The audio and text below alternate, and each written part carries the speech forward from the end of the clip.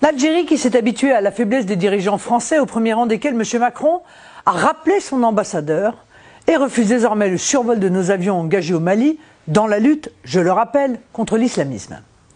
Cette dernière décision, grave pour la sécurité de nos pays respectifs et de l'Afrique, n'est pas acceptable et la France doit absolument s'exprimer à ce propos.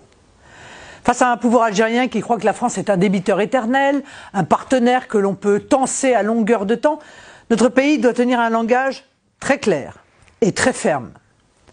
Emmanuel Macron, qui est décidément le président de tout et de son contraire, après avoir glorifié le régime algérien et pris le parti d'accabler la France par une injuste et inadmissible repentance, a pris sous la pression du calendrier électoral la décision de réduire les visas accordés à l'Algérie.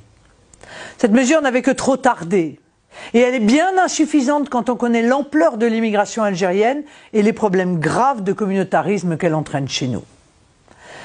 D'abord, il n'y a aucune raison pour que l'Algérie, dont la population est dans sa quasi-intégralité née après l'indépendance, bénéficie encore des énormes facilités d'octroi de visa comme le prévoit l'accord bilatéral de 1968.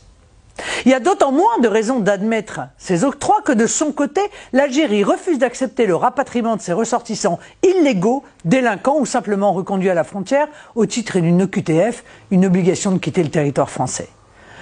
Écoutez bien, aujourd'hui le taux de réponse des autorités algériennes aux demandes de la France est de 0,2%.